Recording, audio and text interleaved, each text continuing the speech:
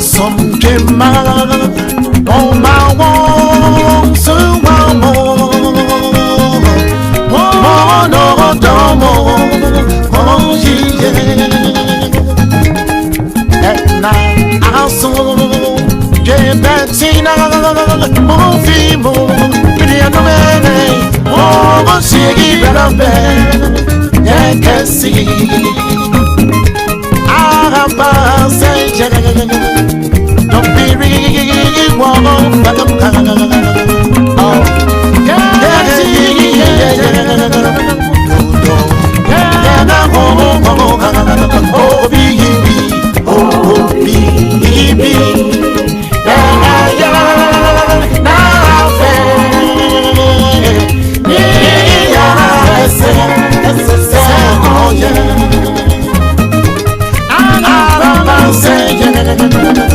don't be real,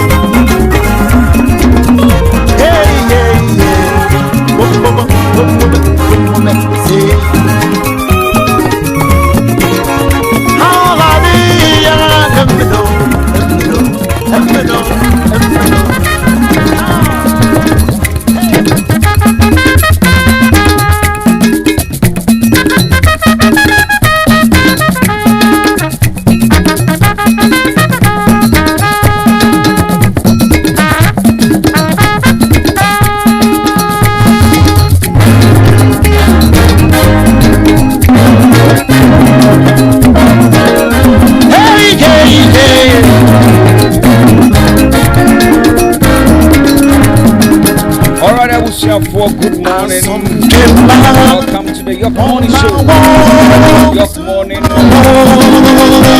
Yorke FM and HYT. Coupon shall say we did. You know, after Hanum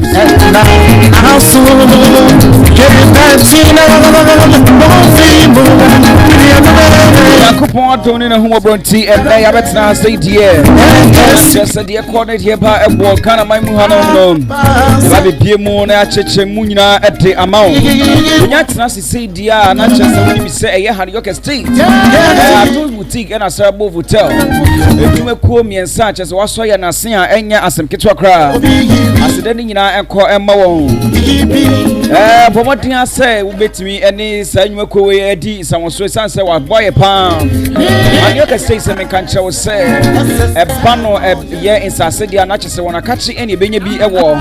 Insasia chese woni se manzo twi bia eni hu ai wo court ni ade de ya sensan krata ma bibia ededi from 0243708485 0243708485 na eni ya ntwetwe komo Ye so dia na meka wo say Atoms Boutique eso ejumeko akwa waso yasene eba na ntade afade ahodo nyina obenye bi ewo mo ho anyone dis someone swear 0243708485 Sarabo Hotel ebe ma obabi ema wo di utiato bebebi ajojo ho ene ade dia na chese eye Sarabo Hotel one ena waso yasene bobo dia say obetimi anyone adi inkomo na wo kaso ne mpotemu a eye nyinya no road one man wo from 02422292 na anyone to change come on abusia ene yatena say ne de na chese ensema ekotwi kobreman a ekoso ewo Ghana harma esesa woso utibi na woso wani ehunu ebinom ena yatena say agi nkonwa ye ba besi ehunkonwa na afei de ya peni pu asibre na woni sisi ano assembly akwa edi ehi eye road minister ne nsema okeka no nansen efa eye tollbooth eho nsem no na tollbooth ne ho nsem no akoye de Japan a ewo se ye bomodin asa ye betimi aka ho asem na ye hu de ye afa ho eba no eye tollbooth ho nsem a odi kan ede betu dwase anka wo betimi adane tollbooth awodo na dan na anka ye wo na wogigi ska no watine mu no betimi adane no nanka wo de aye urinal anase washroom e de ama aye adrabafo anyone na wodwitwa mu e wo kwan ho na eho asem no ba ne se yekobisa no eho asem e wo parliament e mo kire se de oka no na o kire na adwen na Ghana for ansheda ntina se eno ya asem ba ko a etwegu e wo aye Ghana hanum se ye wo se ye bomodin ase ye betimi aka ho asem afi so aye LGBTQ ho nsem a ye nyina enim se nansen na etwedwa no sisi ano ensem bi abetudwa se sisi ano ye nim na se bomodin ase ye be pass aye bill no dia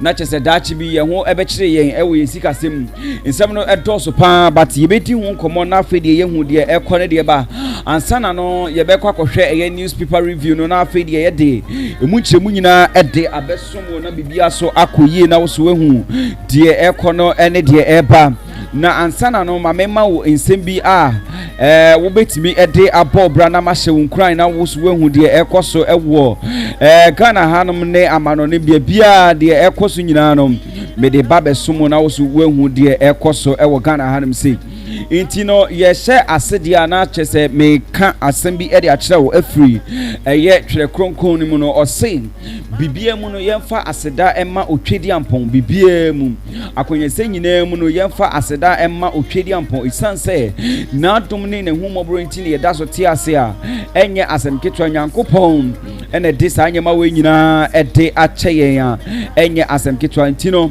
ene de nyankopon ede ne nkwa ede acheyen ne de na wo se ye bomodin se nyankopon se yebetimi ayi na ye na yama ne so isanse oye na nadoye no ewo hoda abusia mete ensem ni nyina ebesi ya eye nkrahye sema mede ema wono mede ni nyina ebesi ya na afidie yakọ eye newspaper review ne so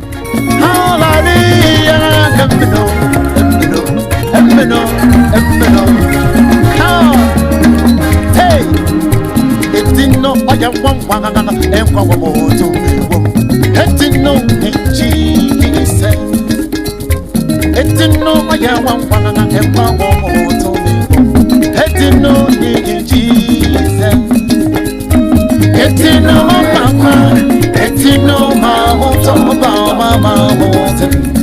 mama suyo etino Jesus etino mama Jesus wouldn't know. In the way, it's no Jesus. So, I come back to the friend I'm a no, but you know, it's no Jesus. But then, there's something in fire. Yes, so bad, yeah, make I know. Yes, so we didn't know. It's no mama. It's no mama. What's up? Mama, so it's no Jesus. It's no mama, Jesus. Hey, yeah, I want Jesus. I can never know. right abusia for afeedie mayenko ensem no so na afeedie yehwe senior ni nyina etwagu itino road minister roads and highways minister owura kwasi na chese ordinance ensem ekugu yenu yenti ensem o ka kire ensentro for abra na oni edi nkomo a o ka se yebeda ne ensem ni nyina anase yebeda ne tobuta hodo no e de aye washrooms no yenhwe se ne o ka ensem. And you can work more for this country. And we expect you to speak. No alternative use for all the 38 or so toll booth centers across the country. Because we have plans for all those who were working in the toll booths. Okay, we are going to continue to work with them. And we have come out with a lot of suggestions. We even want to refurbish all those toll booth structures to provide proper and decent washrooms, for instance, for the use by motorists, so that we advise them to desist from the practice that we see at times. You find out or you see cars stopping indiscriminately on the highway and people getting out to wee as we usually say it, urinating. You see men on the left, women on the right, or at times you see a man, a woman. It's all indecent. So that we are not having the it's not a good practice. When we get to the bridge, we shall cross it. So now they are going to be used as means where passengers and drivers can be. I said we have plans for them. The plans have not been implemented yet, but definitely we are going to make alternative uses of those facilities. Okay, so we are not going to leave them like that. Ano nsema ura kwasi amwakwata ede nsem no nyina ede gu ya bra ne nsentro yedi nkomo no ena o kire sa ne nsem na ne nsem no o se sa nsem o kan ye na ye nyina ye ti bia Ghana fo ye nyina ya dwemu da ho ye nyina ye ti ase no o se enye sa na o pa kire na Ghana fo anti na se yie abra na bo bisa no ase ewo parliament no na me pese ye ko na ye kotie sa nsem no ye ba ye de nkomo aka ni nyina ebeto aso. This minister is about to borrow an amount of 558,000 Ghana cedi euros, close to 4 million Ghana cedi, to build a new toll booth. You are converting existing toll booth to toilet, yet you are borrowing 4 million Ghana cedi to build a new toll booth. In this document, is here. Minister, if you haven't read it, this is where it is. Read the page. Read your own document. And Mr. Speaker, we shouldn't allow ministers to think that when they come here, we give them approval, they can go and do whatever they like. He is very ignorant about what he's talking about, Mr. Speaker. Mr. Speaker, he is quoting from graphic or daily reportage. It was an interview. It's just a small portion that has been turned out. You haven't had the opportunity to listen to the whole interview. Mr. Speaker, I was speaking to the press and they wanted to know the future of all the toll booths. And among others, I said the ministry has plans and government has plans. We are thinking of a lot of ways to put the toll booths.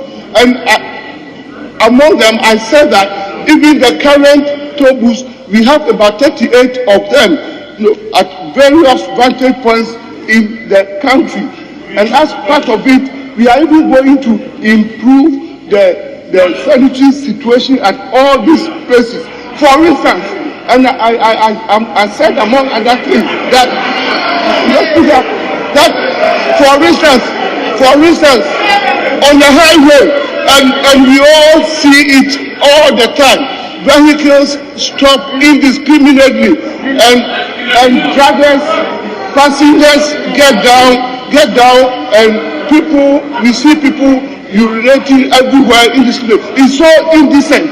So if among other things we use this period to improve the sanitary situation at this toll booth, we would even allow drivers to stop in case passengers want to use that facility. Among other things, it wasn't a statement that I made. It wasn't a report.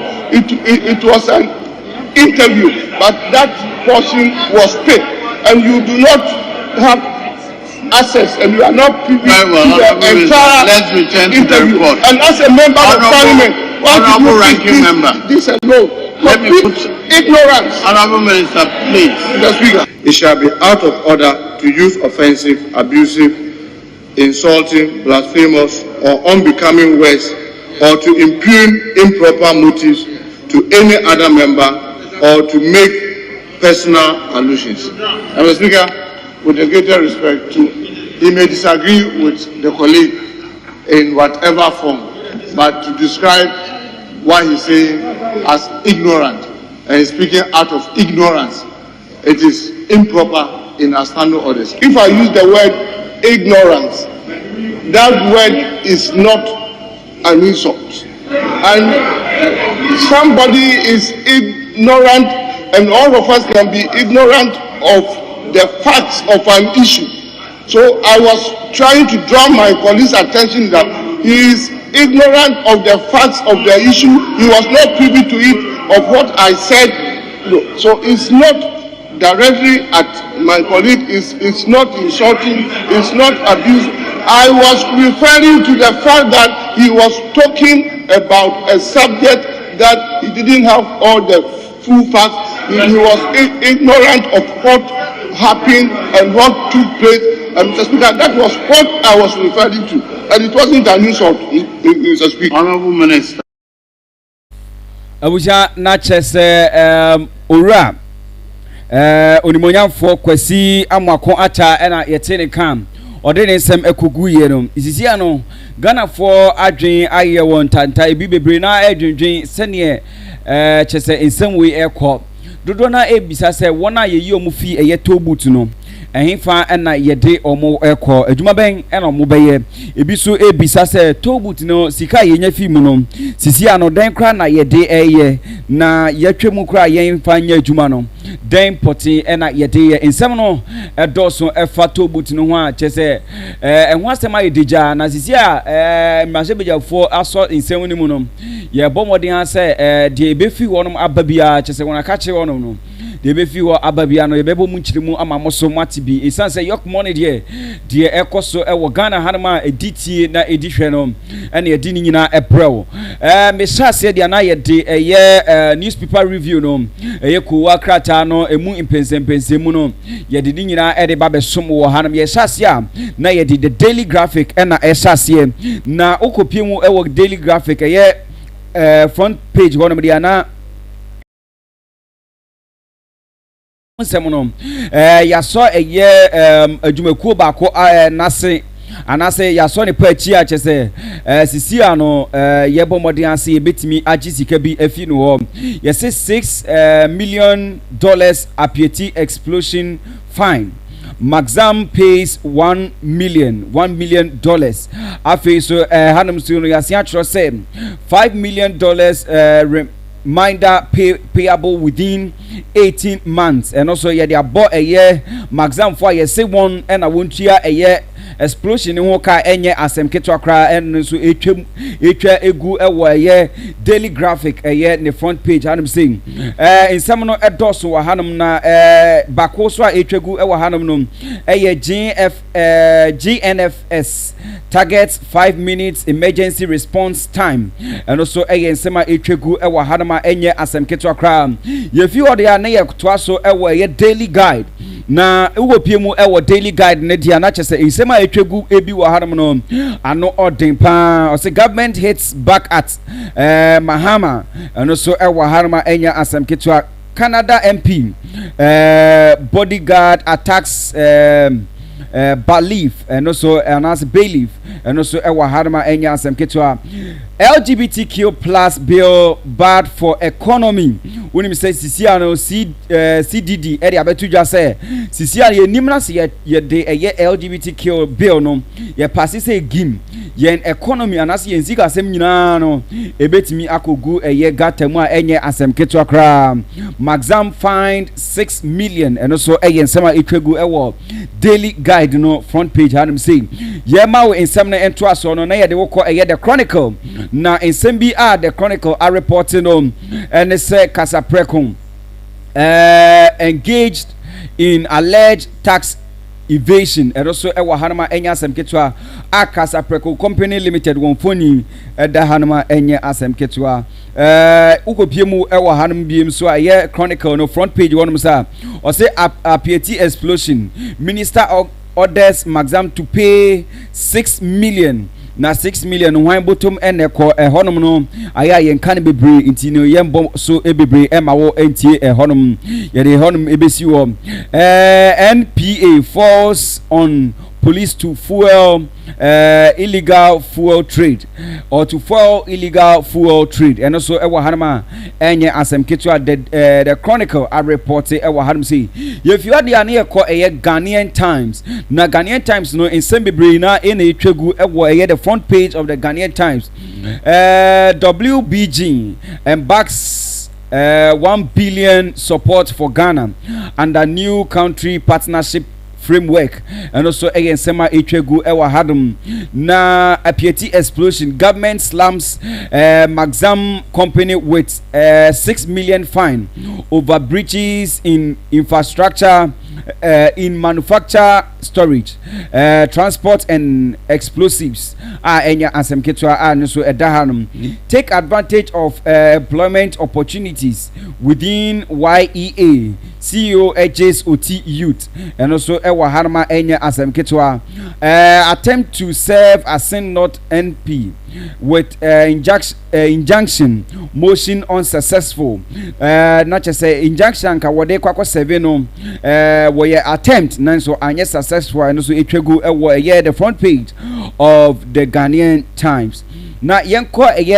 the Daily Statesman na ose NPA gets police support to combat illegal fuel trading and also ewa hanum National Petroleum Authority gets police support to combat illegal fuel trading and also ewa hanama etwegu ewa the Daily Statesman afi so say touch measures on apieti disaster government imposes 6 million fine on Maxam Ghana Limited and also ewa hanum Gabi pokes Mahama over economy and also ensema etwegu hanama yede ura Gabi ni fonyi abeto hanum say afedi Urajo Wise on also ni fonyi edda the front page of the Daily Statesman also Joe Wise advocates relocation of markets along highways and also ewo ahanma on also eka say anka babia markets no ewo highway ni so no anka ebeya yempe babi na yemfa market ni nyina enkohye na ankofa oyene bi ambreye and also ewo ahanma the Daily Statesman also a report here if you nobody anaye call the publisher and as a publisher and also a newspaper no move back on or see MP call for drastic action to halt road accident. MPs call for drastic actions to halt road accident. Not just say yemrashe be phone and I watch say anka beya yembo modian say din yema bi ebeto akwanu san ye betimi abre road accident ni betimi abra se na ma bibia eso akọ ye well regain and I say we will regain we will regain control of parliament in team assures MP and also ewa harma enye asem ketwa apieti explosion lands ministry fines Maxam company with 6 million and also ewa harma enye asem ketwa and also ewa harma etwe egu ewa hanum lands ministry fines Maxam with $6 million etwe egu ewa hanum say na what so they are not just outlines 14 restoration conditions for operation pivot and also etwegu ewa hanum saying in seminal etoson ewa the front page of publisher yefi wonom na yenko the new publisher. Now the new publisher so say Mahama is like a stammerer criticizing Sarkodie's rap. Gabi goes sarcastic and I say sarcastic on a year Omampanyinda da Mahama na Gabi na ekasa or say Mahama is like a stammerer criticizing Sarkodie's rap.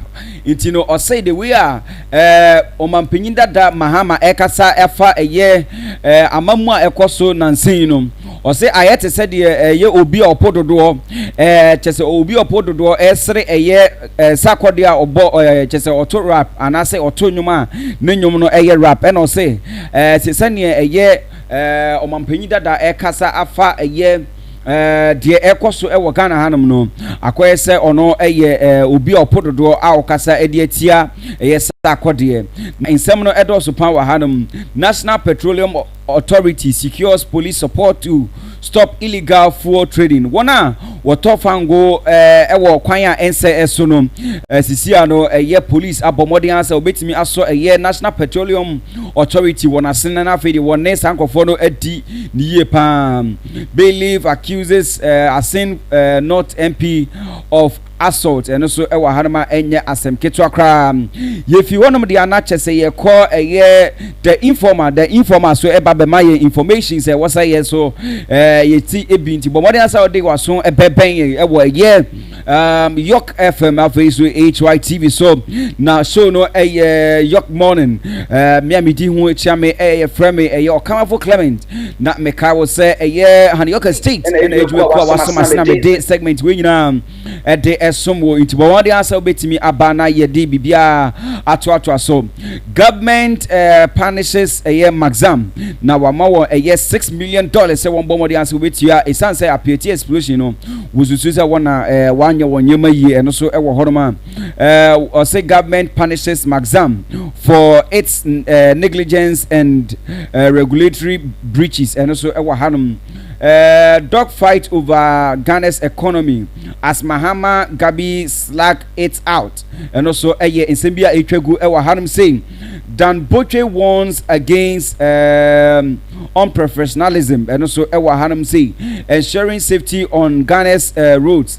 Minister urges DVLA and NRSA to collaborate with police in enforcing regulations and also ewa hanama etwegu ewa the informer if you want to call the new crusading guide na the new crusading guide assign at the maxam one sensem no e de abetuja ewa hadum say or say maxam grumbles but agrees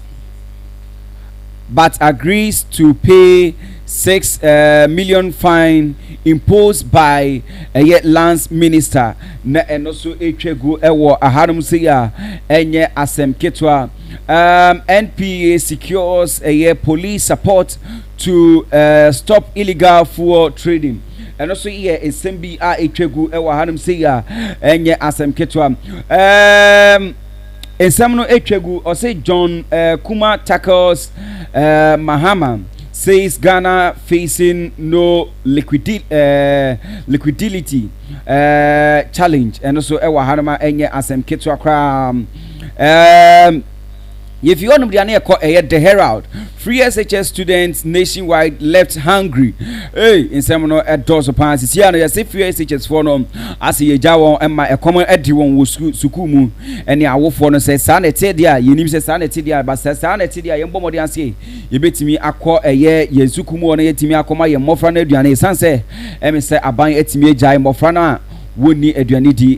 Free SHS students left hungry as food vendors refuse to supply school authorities afraid to talk enye asem ketwa kra ewahanum say John Mahama joins demo against e-levy tomorrow ayo ochina wini say chese demonstration kese e be koso no ye bomode anse betimi aka ho asem na John Mahama de nintuma abo nkrofo de na no say obetimi abomode anse ye demonstration e be koso meba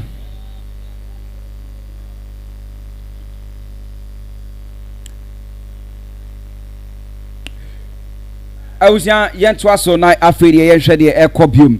Still on the page of the Herald. Company combined a PAT explosion and so welcomes a 6 million fine to government. Is here no a buying edge $6 million at the fee a year maximum for honum. Says he cannot then palm on the day ye be bombardi and see bit me adumu esuko na afedi yashe de echo. If you're the ania call the Ghanaian observer know what has it observed or what has the company observed in the or say a Sin North MP ordered his bodyguard to throw me out.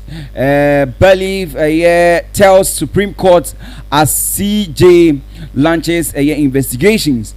Ghana not facing any liquidity challenge and also liquidity challenge and also Deputy Minister tackles Mahama over economy PAT explosion and also and some the same stories and almost all the pages and I say the newspapers now yet to us the Daily Dispatch. MPP will have a difficult time marketing others. MPP will have a difficult time marketing others. Na and also yakan ho asema enye asem kitwa intino on the Daily Dispatch no eno ene twegu horum ebusia ma memposi wa hanum na afedi mi di dwa kakra mihia na afedi me de insem no ato asom ebusia ma meka wo se unim se eye Yorke state eye dwumaku a wasom asene pa adani de nyina no me di dwumadi ebrew eba no insase a chese ehu eni asem asase a woda na wada asase a betimi ato ede agya wo ma aye betimi afra no ajapade eno de eye Yorke Estate and a betimi amaye bi iti bomodi aso betimi akwa Yorke Estate na wakoje wo de na bibia so akoyie Yorke Estate se ubetimi atua sika no bako 5000 pe unya mom 5000 na betimi akere wasase na afede wo so what bomodi ase ubetimi ahye wodwumadi a wodi ewo so ebia betimi atu foundation what the 5000 abeto ye bema wasase na wo so wetimi ayeden akọ uba kaso ne importemu a insase egu wonom pam obetimi age ebe 70 by 100 insem bebre ena echese wo honom abetimi anyone akodi ehun komo from 0243708485 na ene wo entwetwe komo na bibia so enkoyie mameka wo se Adon's boutique eba no intade a eyefe afade ahodo nyina Ghana hanum say obi o se afade a wutimu se ekoyie pa no na chese wetimi ekohu Adon's boutique edemu ha obi atade o se bia no Adon's boutique frewo ewo 0243708485 ahemfo ayasofo mo ampese mo chimontade nyina afade ahodo nyina kom ho betimi ama obi na woso odi asiesie wo ho sabo hotel ope baby adwojo ho ewo kaso ne importemu dia na chese nyina road ena wo intibomodi anse obetimi akohonom wo eye 5-star hotel guest rooms no very nice hotel rooms no serious almost service no very accurate when you say receptionist ekosi won cook bibia obia very good omo training omo ya obema we very nice service ope baby de wo kanchuma akose dia obi enti ho asema bibia no bomodi ansa wode wodadwen ebedan Serabo Hotel na woni won agin komo na bibia so akoyie. That is Serabo Hotel for you from 0242222292 0242222292 na ene won edi komo na bibia so enkoyie emaw yemfi ona yentoa ejumadi ne so dia na chese the Daily Dispatch na insema odi tudwa ewa hanum or say MPP will have a difficult time marketing others besides a year saying NPA secures more police support to deal with illegal fuel trading in Upper East region and also a PAT explosion Maxam Ghana limited fine $6 million Moving on to other stories and other newspaper is The Finder. Now the Finder newspaper can insembi ewa hanum. We will see Ghana out of the wood. We will see Ghana out of the woods. And also a World Bank also wakasa ewa hanum say enya asem ketwa. Maxam reluctantly agrees to pay 6 million fine and also on editorial no de ono so edibetu dwa wa hanum no. Dr. Ismail Aka is AG Executive Secretary of PURC, and also nsema wodi betu dwa Maxam fined 6 million for breaches as Jinapo institutes 14 stringent measures and as measures, and also Ewaharma Enya Asemketwa. Moving on to other newspaper, and I think this will be the final paper for the day. The Daily Searchlight. The Daily Searchlight. Horror of a 7-year-old child. Horror of a 7-year-old child defiled by a stranger, tortured by parent, defiled by a stranger and tortured by parent. Enya asem ketwa kra yede eye abofra ketwa bi ni fonyi abeso na otu musa abofra no wadi be se imfie be se nwotwe anase enan na yede eye cylinder aswa bofra enya asem ketwa na chese ne mame ena ye ni se ya anase ne parent ena ede sa eye cylinder kesie aswa bofra ketwa kete achese bofra no sapa ena yede aswa na enya asem ketwa obetimi ato ye the Daily Searchlight now so waken kan bi na insema esan bi efimu abanse eye stranger anase obi a onim ne so atimi defiling no. We don't know much about the defilement, whether it was a rape case or something, but the Searchlight or the Daily Searchlight has reported that the girl has been horrified, and then she has been defiled, and then she has been tortured by parents and then strangers. Appearty $6 million fine imposed on Maxam. Not just everywhere in the newspaper, this very story has been reported.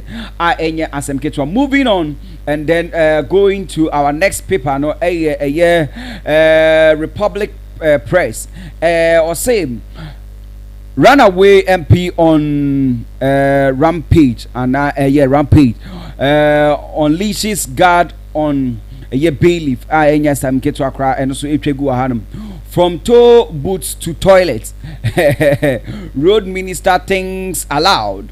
And also now Power FM presenter bakwan ono so aya no ono so ebo aban na chipa sisi anom ya che no atuma enya asem ketwa na sisi ene ho nsem no da chen ye be kan ho asem ye pese ye betimi ye be komu bebre na ye de esi wonom eti ebusuafo ye de eye newspaper paper review no nyina ebesi wo hanom ba mamenkai wo se eye very big demonstration HYTV will be going to cover it.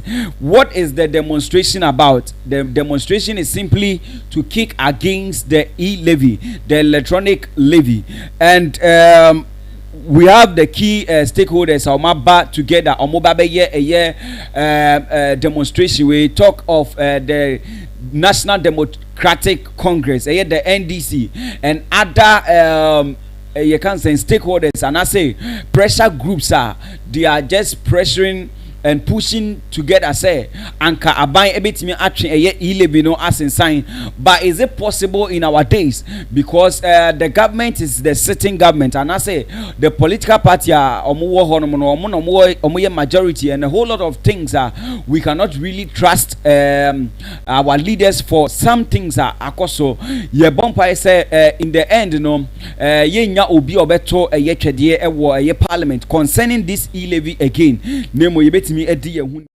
semono edoso pa ewo ehanum nenso embre no aye be ewo semedi ye nyina inkomo nyina esi hanum na maka wo se ye han Yorke state dwumeko ba ko wo so masamedi dwumedi ni nyina ebesom wo han Yorke state semen kanche wo se eba no insase dia wo na kache ena ebenya bi insase a mansotwi eni ho ebo ne so ewo fom pa fa 5000 ebeto wo ne yan ma wo asase na wo so ehye wo de na ase ewua na watua ne kakra from 0243708485 hwero chi akwan ewo ye kaswa kwantimpone so ye Kalabule junction na anyone ending komo mame senka wo se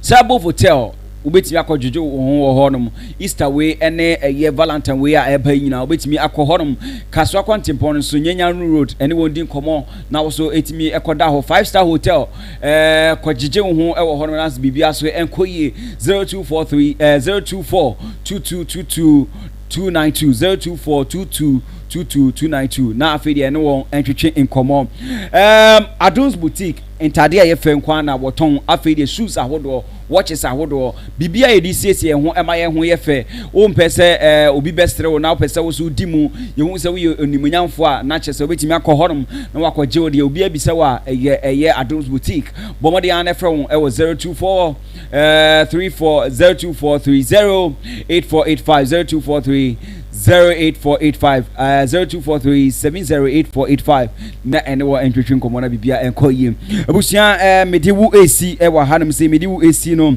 na meka wo se Yorke morning erane on this very station from Monday to Friday na from Monday to Friday no me ena midi ho chame Okamafo Clement say indwumni si na se wante me kadia na che se Okamafo Clement me de wo AC hanum enne